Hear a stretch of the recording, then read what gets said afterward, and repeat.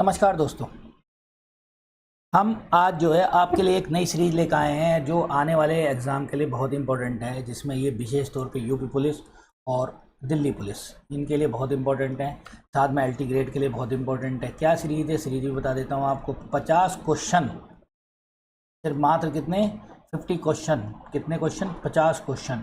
और 50 क्वेश्चन का मतलब है सिर्फ संपूर्ण भारत का इतिहास, काय का प्राचीन, एंशंट इंडिया कंप्लीट करा देंगे 50 क्वेश्चन में। बस धैर्य बना कर रखें, वीडियो एंड तक देखना आप। और लर्निंग अड्डा के हमारे चैनल पर हम इस 50 क्वेश्चन को कंप्लीट कराने वाले हैं। 50 क्वेश्चन में पूरा का पूरा प्राचीन भारत। जैसे कि पहला क्वेश्चन, राज्य के सप्तांग सिद्धांत। सप्तांग सिद्धांत का मतलब होता है 7 सिद्धांत। कितने सिद्धांत भाई? 7 सिद्धांत। 7 सिद्धांत में क्या था?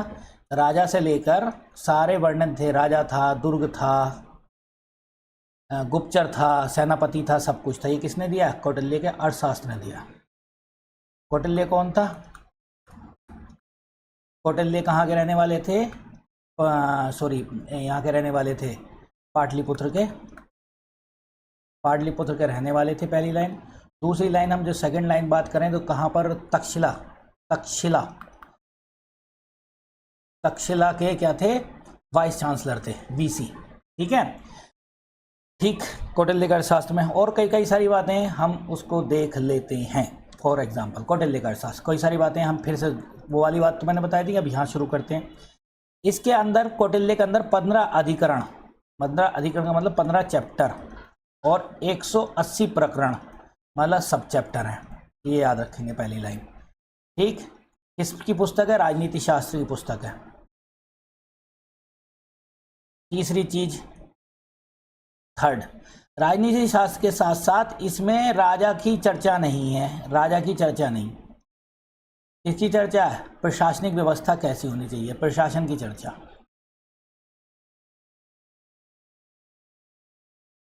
ठीक। मनुस्मृति, सबसे पुरानी स्मृति।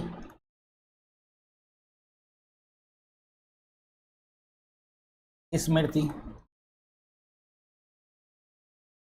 कानूनी पुस्तक, प्राचीन कानून। किसका? भारत का। कलर की रजत रंगनी, संस्कृत की लिखी हुई, संस्कृत की लिखी हुई। कहाँ का रहने वाला? कल्लड़। का से कल्लड़, का से कश्मीर। कहाँ का इतिहास बताता है? कश्मीर का इतिहास।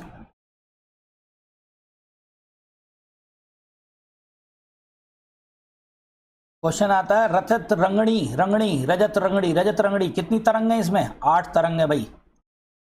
बिल्कुल याद करके चलते चलेंगे। मैं बता तो रहा हूँ 50 क्वेश्चन, पूरा एंशिएंट इंडिया खत्म। कलहड़ की रजत रंगनी, 8 तरंग, और बीच में ही चलेगा ये और जोन राज और श्रीवर। किसने? श्रीवर ने बढ़ाई। किसके जाने के बाद? कलहड़ के बाद। मतलब आधी इसने लिखी है कलहड़ ने और आधी लिखी है इन्होंने। ठीक है। बाणभट्ट, बाणभट्ट किसके थे? हर्षवर्धन का दरबारी कवि का दरबारी। और कौन सी किताब लिखी है? बाणभट्ट ने हर्षचरित लिखी है, हर्ष की तारीफ में। ठीक है, आ गए समझ में? ये सारी चीजें याद रखेंगे। नेक्स्ट पे आ जाते हैं। भारत में किस जगह भूकंप का प्रथम साक्ष्य मिला है? भूकंप का प्रथम साक्ष्य मिला है कालीबंगा से। ठीक है, कहाँ से मिला? कालीबंगा से। थोड़ी सी बात कर लें, सिंधु घाटी सभ्यता का स्थल है, कहाँ पर है? राजस्थान। कहाँ पर? श्री गंगानगर। श्री गंगानगर। दूसरा, जुता हुआ खेत, कच्ची मिट्टी की ईंट, और क्या मिला है? हल। हल यहां से मिला है। और भूकंप, भूकंप का साक्ष्य। भूकंप का साक्ष्य का मतलब समझ रहे हो? कैसे सिंधु घाटी सभ्यता खत्म हुई, उसमें एक साक्ष्य ये भी आता है। ठीक है, इस पर आ जाते हैं। लोथल, लोथल में क्या है? गुजरात। गुजरात के कहाँ? काठियावाड़ में। गुजरात के काठियावाड़ में क्या मिला? बंदरगाह। और क्या मिला है? फारस की मोहर, क्योंकि यहाँ से व्यापार होता तो मोहर पड़ी रह गई होगी। ठीक है, यहाँ पे आ जाए किस पे? सुरकोटदा। सुरकोटदा कहाँ है? गुजरात। कहाँ पर है? काठियावाड़ में, सेम। और क्या मिले? घोड़ी के अस्थि पंजर, घोड़े की हड्डी। और लोथल से चावल का साक्ष्य मिला है, यहाँ पे लिख देंगे चावल का साक्ष्य। ठीक। हड़प्पा, हड़प्पा के बारे में बात करें, कहाँ का है ये? सिंध क्षेत्र का। सिंध कहाँ? नहीं, सिंध नहीं, लाहौर क्षेत्र का, रावी नदी के तट पे ऐसे लिखो, रावी नदी। क्या क्या मिला है? अन्नागार। और क्या मिला है? R37, क्या है? R37 कब्रिस्तान। ठीक, नेक्स्ट पे चलते हैं हम।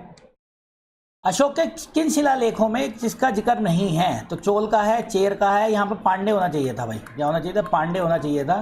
पांडे था वंश कहाँ पर? तमिलनाडु में। ये क्वेश्चन थोड़ा सा गलत छप गया है, तमिलनाडु में।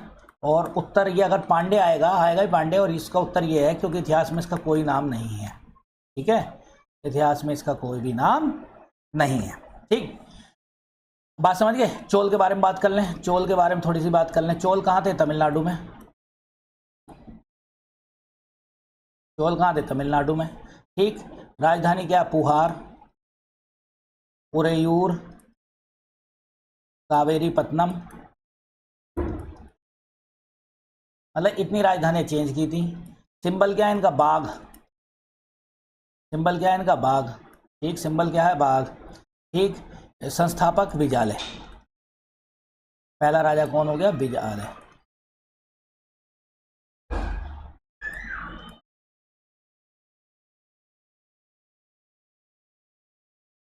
विजयालय। ठीक, सत्यपुत्र का नाम ही नहीं है तो इसको हटा दो। चेयर का क्या है? केरल के रहने वाले। सिंबल क्या है? धनुष। सिंबल क्या है? धनुष। ठीक, संस्थापक है, संस्थापक उदयन, उदयन जनरल, उदयन जेरल। ठीक, पल्लव, पल्लव कहाँ के रहने वाले? कांची के। और क्या इनकी विशेषता रही है? रथ मंदिर। किसने बनवाया रथ मंदिर? ये याद रखेंगे, नरसिंह बर्मन फर्स्ट ने, बर्मन फर्स्ट। ठीक, ये हो गया हमारा। आगे चलते हैं।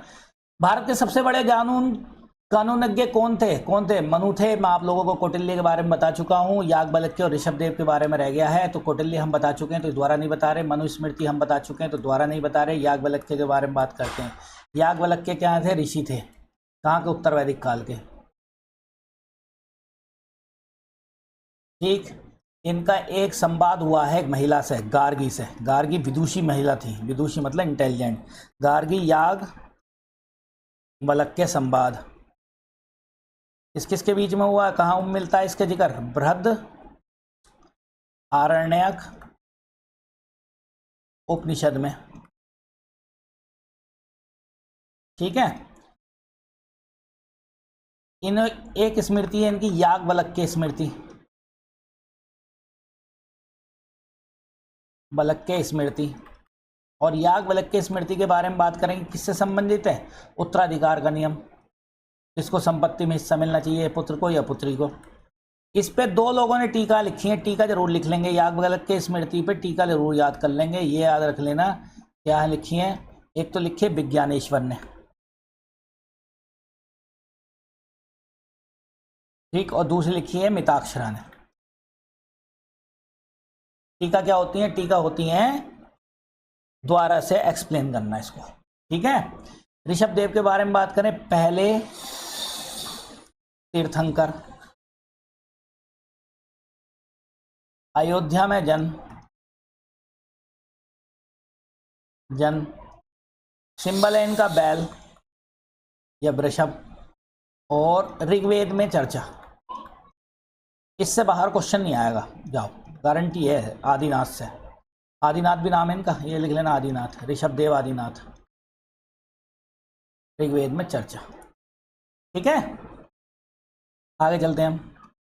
प्राचीन भारत में किस वंश ने सर्वाधिक सोने के सिक्के चलाए? ठीक है, तो इसका आंसर गुप्त है। कैसे कैसे हम बात कर लेते हैं इसके बारे में। देखो, इसके समय में तांबे के सिक्के चलते थे, तो यहाँ सोने का कोई मतलब नहीं था। चोल काल में सिक्के चलते थे, लेकिन वो दक्षिण भारत का, उसके बारे में हम बात नहीं करते। कुषाण के बारे में बात कर लेंगे। कुषाण में सर्वाधिक शुद्ध सोने के सिक्के चले, प्योर गोल्ड। पहली लाइन तो ये हो गई। दूसरी लाइन, पहला सोने का सिक्का कुषाण राजा किसने चलाया? बिम कड फिसस। बिम कड फिसस, ठीक है। और गुप्तों के बारे में बात करें तो गुप्तों के समय में सर्वाधिक सोने के सिक्के चले।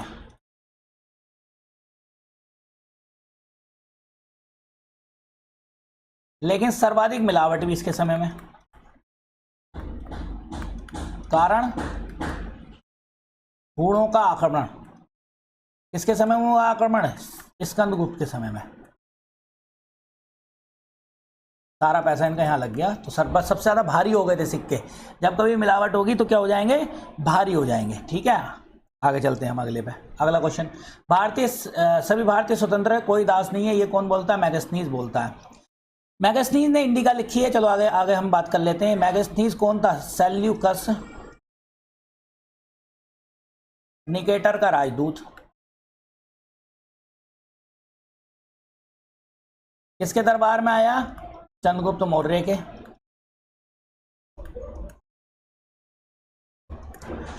दूसरी कौन सी किताब लिखी है? ने इंडिका बुक लिखी। आ रही बात समझ में? फाइयान किसके समय में आया? चंद्रगुप्त सेकंड या विक्रमादित्य।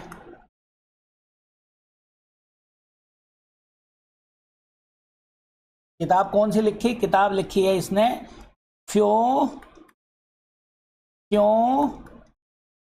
की बुक लिखी।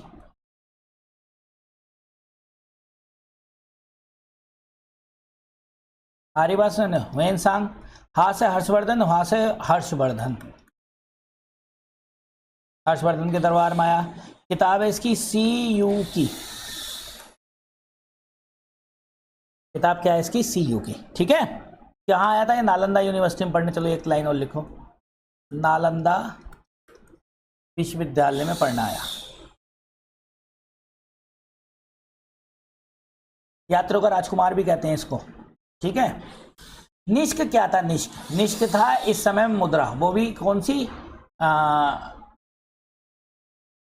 सोने की थी, तांबे के और चांदी के लिए निष्क का प्रयोग किया जाता था।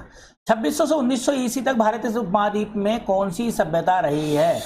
तो इसका टाइम पीरियड सही मायनों में अगर लगाओ तो 2500 से 1750 लिख लेना, क्योंकि ये जो है NCERT का टाइम पीरियड है। ये अलग अलग इतिहास में अलग अलग चीज़ें दी गई हैं, लेकिन हमारे यहाँ जो टाइम पीरियड है वो यही है। तो ये है सिंधु घाटी की सभ्यता, ठीक। चलो हम आगे बात करते हैं। वैदिक काल कब से कब है? वैदिक काल के 2 पार्ट हैं, ऋग्वैदिक है 1500 से 1000 BC, और दूसरा उत्तर वैदिक 1000 से 600 BC, ठीक। सिंधु घाटी की सभ्यता 2500 से 1750 BC, ठीक। क्या मिला इसमें? कांस्य युगीन। कैसा? तांबा प्लस टिन को मिलाकर कांसा बनाते थे। और दूसरी चीज कांस्य युगीन सभ्यता थी नगरीय सभ्यता।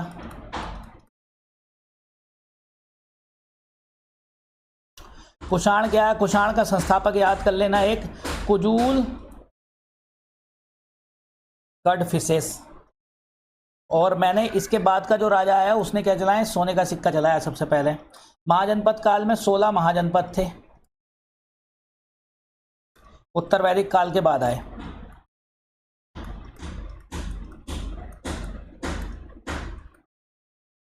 काल के बाद, ठीक। आगे चलते हैं। अशोक किस वंश का था, तो सबको पता होगा मौर्य वंश का था। अशोक किसका था, चंद्रगुप्त मौर्य की संतान, तो वो पोता था। चंद्रगुप्त मौर्य पहला राजा, फिर देखो यहां से हम देखते हैं। पहला राजा चंद्रगुप्त मौर्य,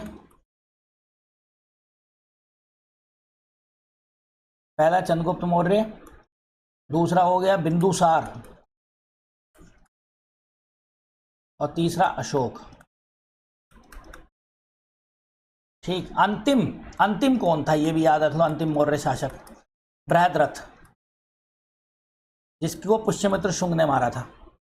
गुप्त वंश का संस्थापक कौन है, अगर वास्तविक संस्थापक की बात करें तो वास्तविक से ही पढ़ते हैं हम, तो क्वेश्चन यहीं से आएगा।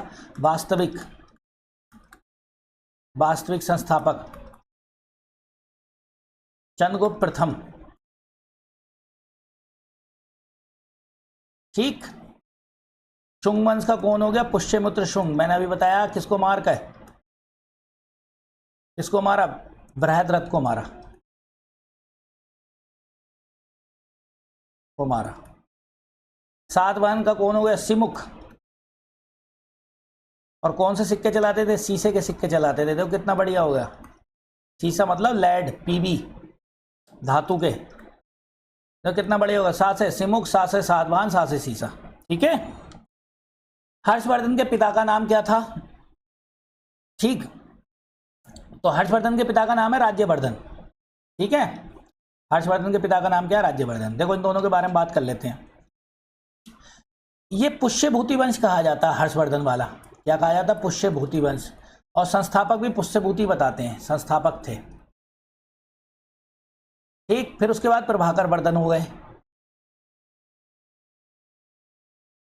और प्रभाकर वर्धन के बाद आया राज्यवर्धन। और राज्यवर्धन के बारे में अगर हम बात करें तो राज्यवर्धन जो है क्या कहते हैं, राज्यवर्धन जो है राजा था। इसके बाद राजा राज्यवर्धन बन गया। और किसका क्या नाम है उसका, हर्षवर्धन का भाई,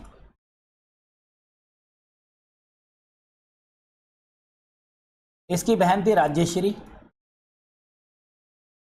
इसकी शादी कर दी थी कन्नौज के मोखरी वंश के शासक, वंश का शासक ग्रहवर्मन से।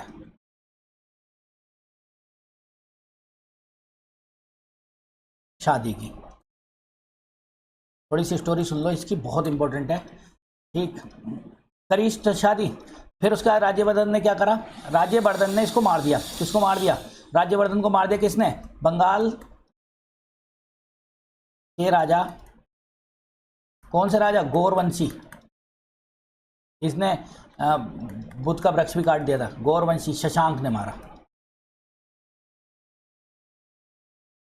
किसको मारा, ग्रहवर्मन को मार दिया, इसको मार दिया। और इसकी बहन जो थी राज्यश्री, उसको जो है क्या कहते हैं, क्या कर लिया, अपने कब्जे में ले लिया। तो हर्षवर्धन जब गद्दी पे बैठता है तो इसको मारता है, बंगाल के शासक को, और अपनी बहन को इससे छुड़ा लाता है, ठीक है। ये स्टोरी थी इसकी। ललितागिरी में जो एक बौद्ध स्थान है वो 1937 में केंद्र सरकार की सुरक्षा में आ गया। वो कहाँ पर है, ललितागिरी उड़ीसा में है, याद रखेंगे, ठीक है। ललितागिरी उड़ीसा में है। तीसरी बौद्ध संगति कहाँ हुई है, तो तीसरी बौद्ध संगति पाटलिपुत्र में हुई है। चलो बौद्ध संगति चारों की चारों हैं, तो सबसे पहले बात करते हैं, पहली यहाँ हुई है, पहली फर्स्ट। राजा कौन था, अजातशत्रु। अध्यक्ष कौन थे, महाकश्यप। दूसरी हुई है यहां पर वैशाली में, सेकंड। राजा कौन थे, राजा हैं कालाशोक। कौन से वंश के, शिशुनाग, शिशुनाग वंश के, ठीक। अध्यक्ष है सांप कमीर, ठीक। तीसरी हुई है यहां पर, किस कौन था राजा, राजा अशोक। और अध्यक्ष था मोगली पुत्र तिस।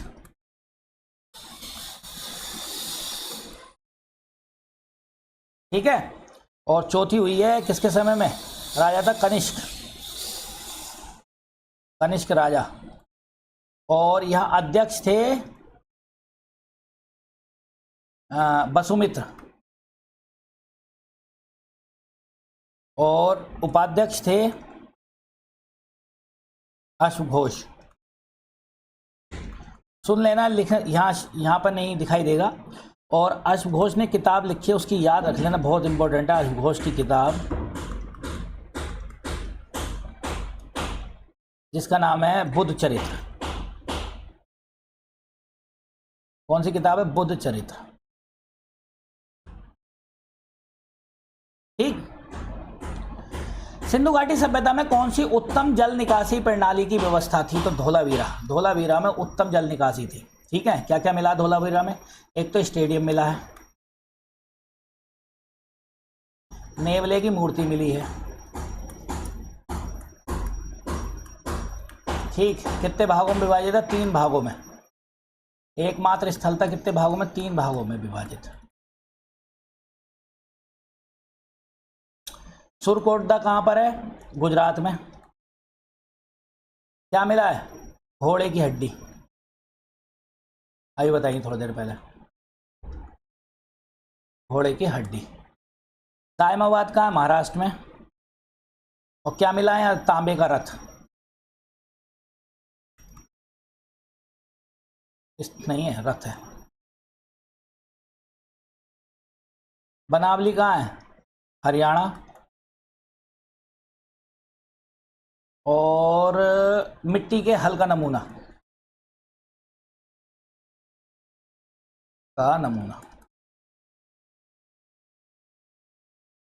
ठीक। चंद्रगुप्त विक्रमादित्य का उत्तराधिकार कौन था? तो इसका बेटा था कुमारगुप्त। कुमारगुप्त अपना आपको कार्तिकेय कहता है। क्या कहता है? कार्तिकेय कहता है। ठीक है।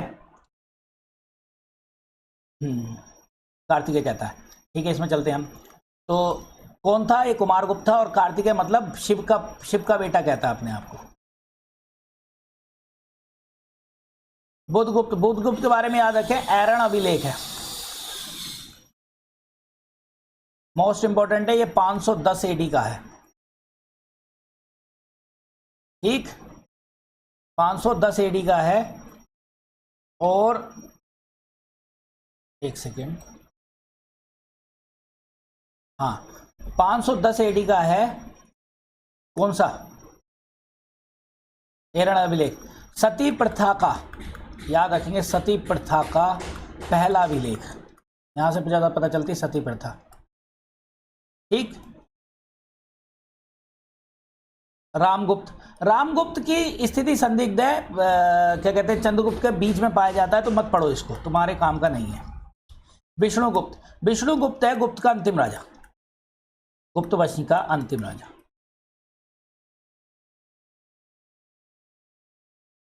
ठीक, आगे चलते हैं हम। चेर वंश का राज्य तिनक अभी बताया था मैंने, क्या है? धनुष है। ठीक है।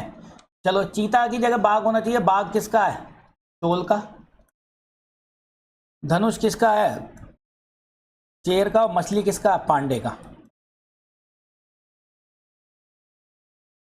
ठीक, चेर चोल पांडे। कौन सी स्मृति सबसे पुरानी? ये मैं आपको बता चुका हूं। ठीक है, मनुस्मृति, याज्ञवल्क्य की स्मृति बता दी है। ठीक। अशोक के किस शिलालेख में 5 समकालीन राजाओं की चर्चा है? इनमें से कोई सा नहीं है, इसको काट के ना, यहां पर काट के 13वां शिलालेख लिख लेना। और दूसरी याद रखना, कलिंग विजय की चर्चा है। कब लड़ी थी अशोक ने? ये 261 बीसी में। ठीक। दक्षिण में जो पाए जाते हैं मेगालिथ क्या होते हैं? लोह काल को मेगालिथ कहा जाता है। याद रखना, दक्षिण भारत में लोहा जो है मेगालिथ कहा जाता है।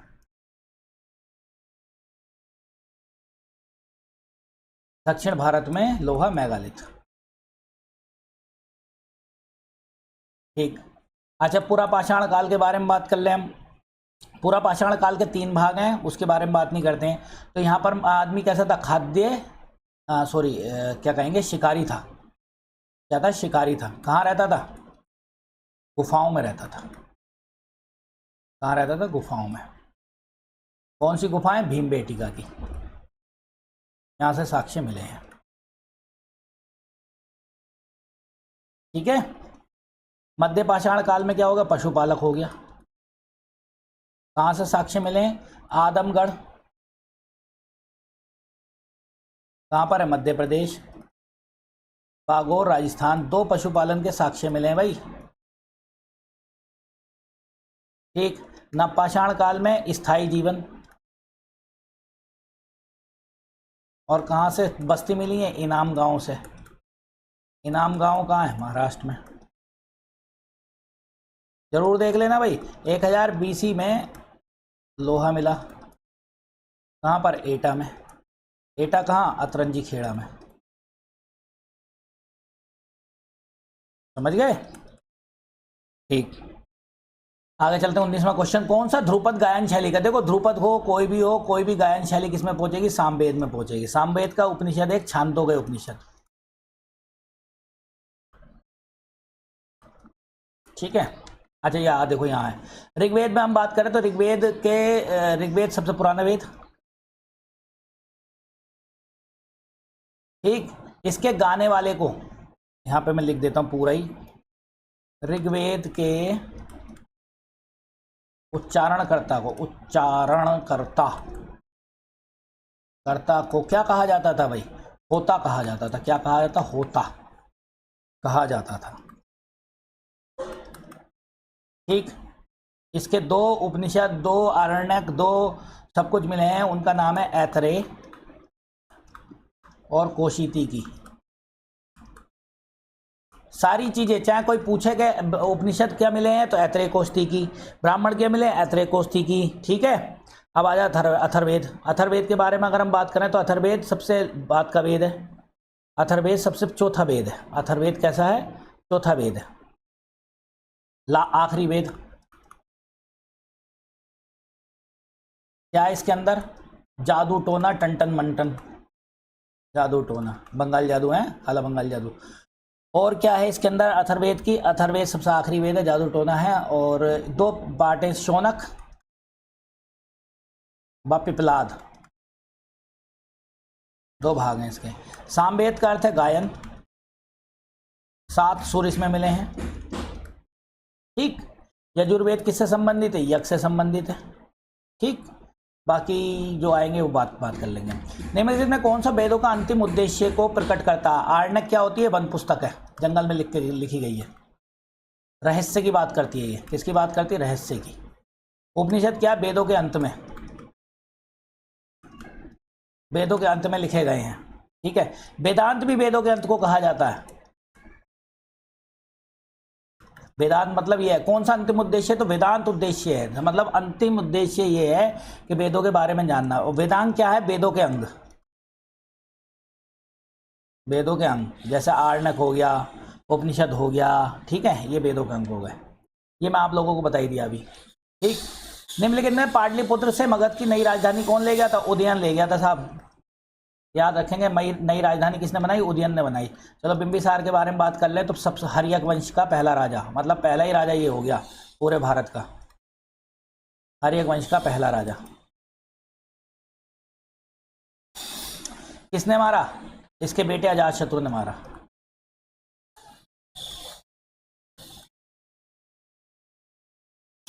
अजातशत्रु का नाम क्या है? जिसका कोई शत्रु पैदा ना हुआ हो, इसका बेटा हो गया। जिस तरीके से इसने अपने बाप को मारा वैसे इसने मारा।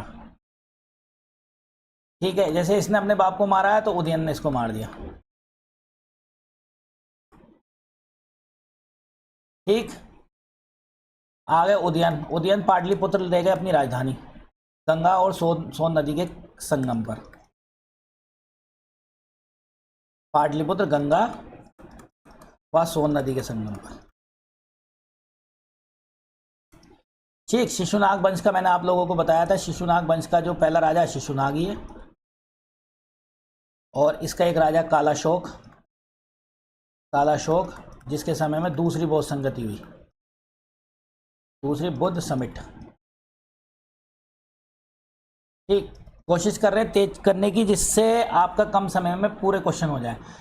भारतीय द्वारा पहने जाने वाले सूती वस्त्र अन्यत्र कहीं नहीं पाए जाते, कपास की तुलना में ये अधिक सफ़ेद होता है। ये किसने कहा है? ये कहा है मैगस्थनीज ने। ये स्टेटमेंट किसका? मैगस्थनीज का। सिकंदर आप जानते हो कहाँ आया था? भारत आया था, लड़ने आया था। कहाँ का रहने वाला था? यूनान का रहने वाला था, यूनानी। सिकंदर द ग्रेट कहते हैं। नियारकस भी क्या था? यूनानी था, जो इनके साथ आया था। प्लिनी एक इतिहासकार है जिसने लिखी है नेचुरल किताब, बहुत बढ़िया है इनकी, इसको याद रखेंगे। प्लिनी की नेचुरल हिस्ट्री।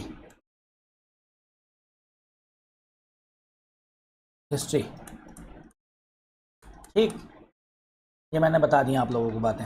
चंद्रगुप्त मौर्य के दरबार में मैगस्थनीज किस शासक ने भेजा था? सेल्यूकस निकेटर का राजदूत था। चंद्रगुप्त मौर्य से अपनी बेटी की शादी भी करी थी इसने, और ये सेल्यूकस निकेटर का राजदूत ऐसे समझो। कौन था आया था हमारे यहाँ? सिकंदर। सिकंदर किसे छोड़ कर गया था? सेल्यूकस को, भारत पर राज करने के लिए। और सेल्यूकस ने राजदूत भेजा था कहाँ? सेल्यूकस का। और किसका युद्ध हुआ था? चंद्रगुप्त मौर्य का। कौन जीता था? चंद्रगुप्त मौर्य। और तब राजदूत भेजा कौन? मैगस्थनीज। और मैगस्थनीज की किताब कौन सी लिखे? इंडिका।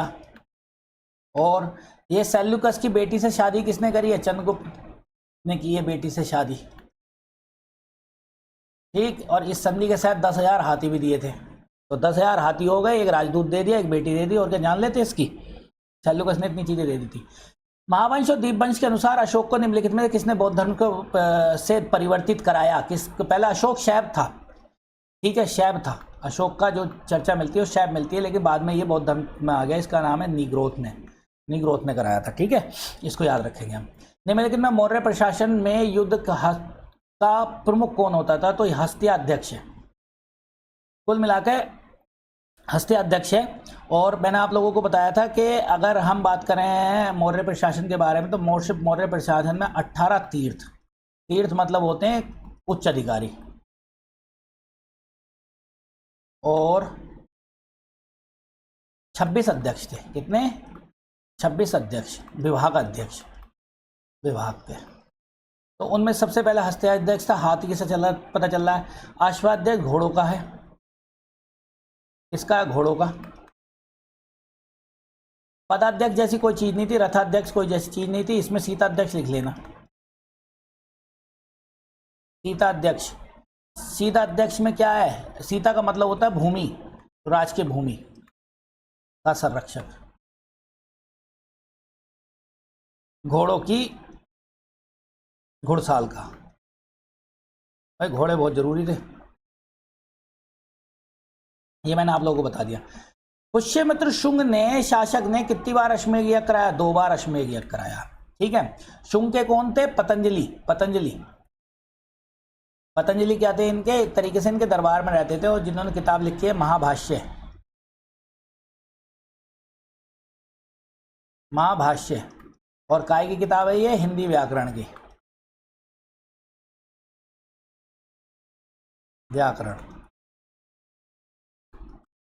और जो पाणिनि के अष्टाध्यायी है ना, 8 अध्याय, पाणिनि का अष्टाध्याय, वो पाणिनि जो है इनके गुरु थे पतंजलि के। निम्नलिखित में सबसे इंडो यूनानी शासक जिसने न केवल यूनानी शक्ति को स्थिर किया बल्कि साम्राज्य की सीमाओं को भी बढ़ाया, तो इसका नाम है मिनांडर। मिनांडर के समय में बौद्ध भिक्षु थे नागासेन, और नागासेन ने इसने प्रश्न पूछे, और वो प्रश्न एक किताब में छाप दिए जिसका नाम है मिलिंद पन्हो का मतलब मिनांडर के प्रश्न। और नागसेन ने ही इन्हें बौद्ध धर्म में दीक्षित किया, इन्हें बौद्ध धर्म की शिक्षा दी। इसका मतलब यूनानी छोड़ के क्या हो गई? बौद्ध धर्म में दीक्षित। ठीक है, आगे चलते हैं हम नेक्स्ट पे। नासिक अभिलेख, जिसमें किस शासक की उपलब्धियों के बारे में बताया? गौतमीपुत्र शातकर्णी की माँ है गौतमी बलश्री, जिसके नाम पे अपने नाम रखते थे, गौतमी बलश्री। और गौतमी बलश्री का अभिलेख है नासिक अभिलेख। क्या अभिलेख है? नासिक अभिलेख। ठीक है, आगे चलते हैं। सातवाहन राजवंश के निम्नलिखित में से कौन सा प्रशासन का सबसे निचला स्तर था? तो गांव था। ठीक। निम्नलिखित कुषाण सम्राटों में भारत में सोने के सिक्के मैं बता चुका हूं आपको, बिमकटफिसेस ने चलाए। देखो अब तो ऐसे जाएंगे रन थ्रू फटाफट, एक आध जो बताना वो बता देंगे। निम्नलिखित में से किस काल में भारत और रोमन साम्राज्य के बीच व्यापार का उदय मिलता है? तो रोमन के बीच में मौर्य काल के समय में नहीं हुआ, मौर्य के बाद हुआ। हाँ, मौर्य के बाद मिलता है रोमन साम्राज्य के काल में। ठीक है। किस कुषाण शासक ने चौथी बौद्ध संगति कराई? तो मैंने अभी आपको बताया था, कनिष्क ने कराई। कहाँ पर कराई? कश्मीर के कुंडलबंद में कराई। और दो इसके थे, वसुमित्र और अश्वघोष। वसुमित्र ने क्या था? अध्यक्ष थे, अश्वघोष उपाध्यक्ष थे, और अश्वघोष ने बुद्ध चरित्र लिखी। सीलोन श्रीलंका के राजा महामेघवर्मन, ये इनके दोस्त थे, किसके? समुद्रगुप्त के। महामेघवर्मन क्या नाम था इनका? श्रीलंका को सिलोन कहते हैं। थोड़ा जल्दी हट जा भाई, क्यों परेशान कर रहे हो? महामेघवर्मन ने बौद्ध मठ की अनुमति मांगी। कहाँ पर मांगी थी?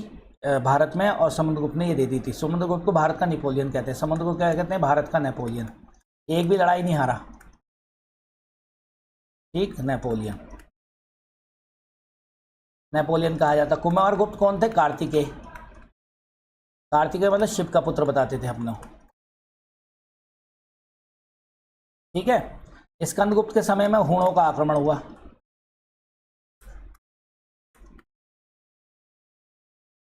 और चंद्रगुप्त विक्रमादित्य के समय में इनके दरबार में 9 रत्न रहते थे।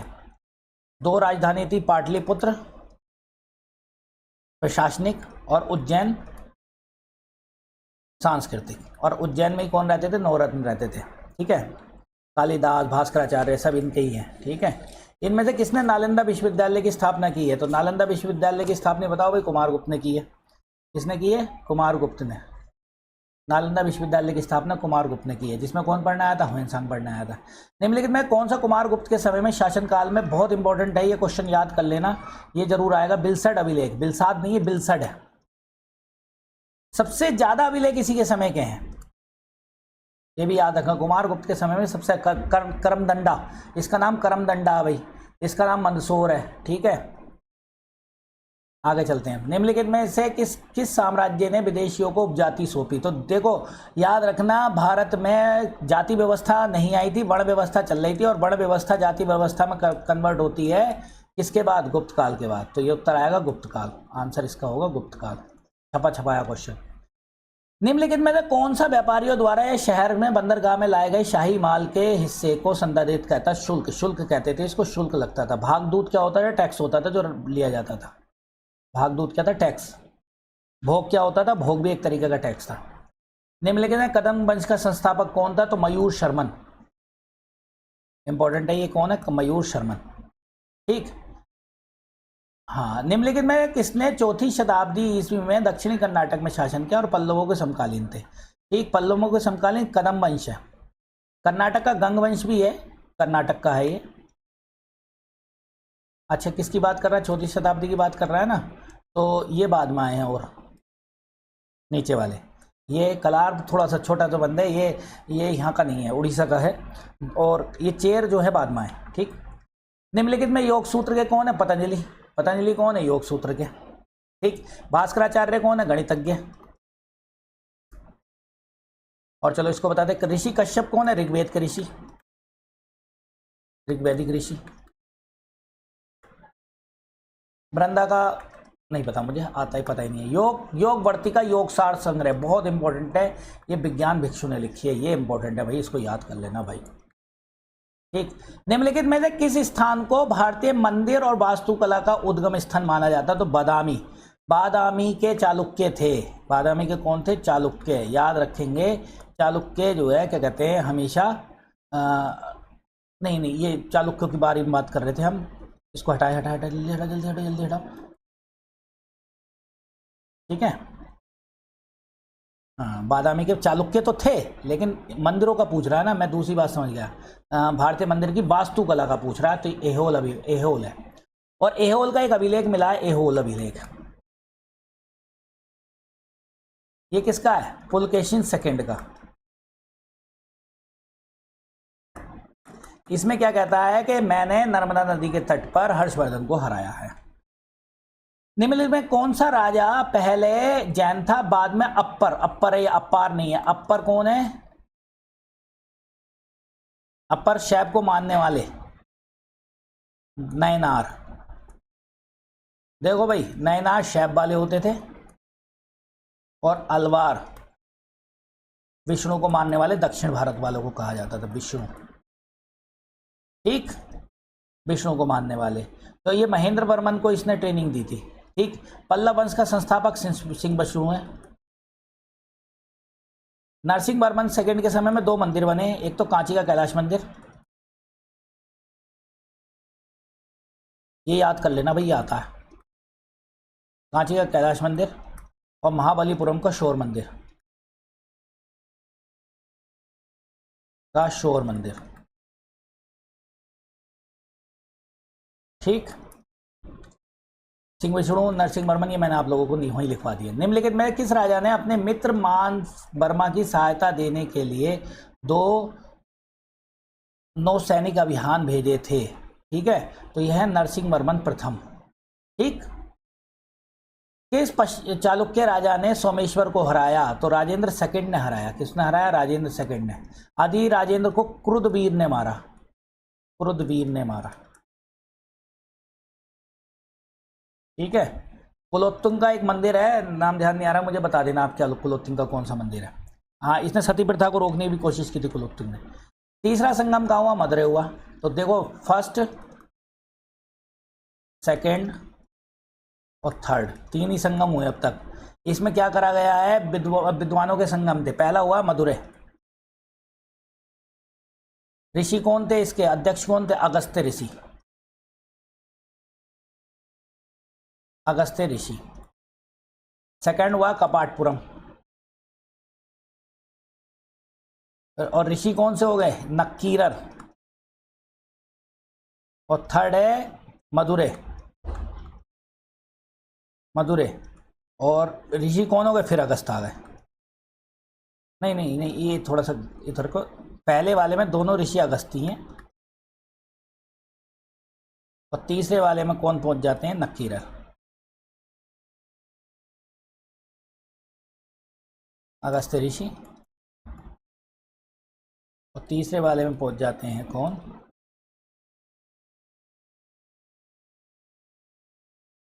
तीसरे वाले पहुंच जाते हैं नक्कीरर, ठीक।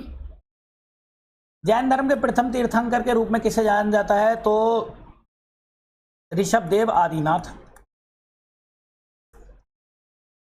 आदिनाथ। मैंने पहले बताया कहाँ जन्म? अयोध्या में जन्म, अयोध्या में जन्म।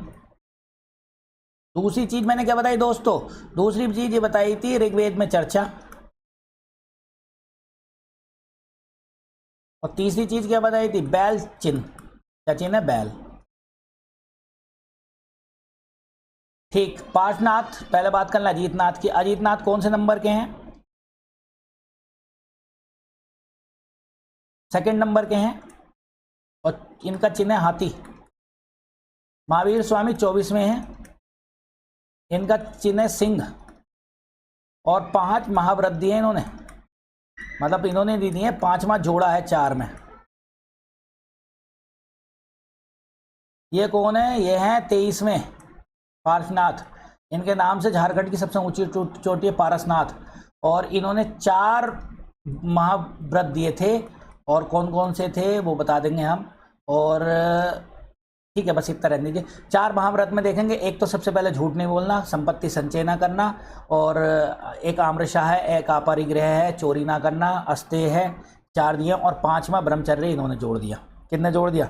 महावीर स्वामी ने, ठीक। ये मैंने आप लोगों को लिखवाई दी वहाँ पर। बराबर की गुफाएं किस प्राचीन काल की है? तो मौर्य साम्राज्य की हैं।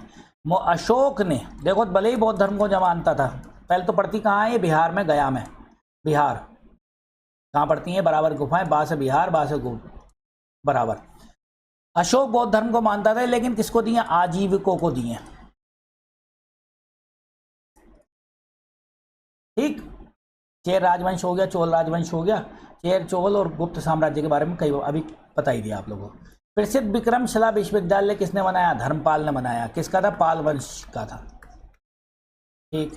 और गोपाल प्रथम है, संस्थापक है। और बाकी के राजा प्रतापी राजा हुए। 3 त्रिकूट संघर्ष हुआ भारत में, त्रिकूट संघर्ष। उनके नाम तीनों के याद रखो। नंबर 1 है पाल, गुर्जर प्रतिहार, और राष्ट्रकूट। और एक बात और सुनो, गुर्जर प्रतिहार राष्ट्रकूट किसको लेकर हुआ? कन्नौज की लड़ाई को, कन्नौज को लेकर। कन्नौज एक केंद्र बन गया था। तमिल महाकाव्य शिल्पाधिकारम किसका है? इंग्लो अधिकल का है। किसका है? इंग्लो अधिकल का है। ये तमिल ग्रंथ के लोग थे। देखो भाई 50 क्वेश्चन में संपूर्ण क्या, संपूर्ण ऐसा क्या है कि आप लोग अगर इसे पढ़ लो ना तो बहुत सारी बातें आपको समझ में आ जाएंगी। ठीक है, और अच्छा लगा हो तो लोगों को बताना कि इस क्लास अच्छी थी और इसको देखें वो। ठीक है, बहुत बहुत धन्यवाद आपका इस सेशन में जुड़ने के लिए।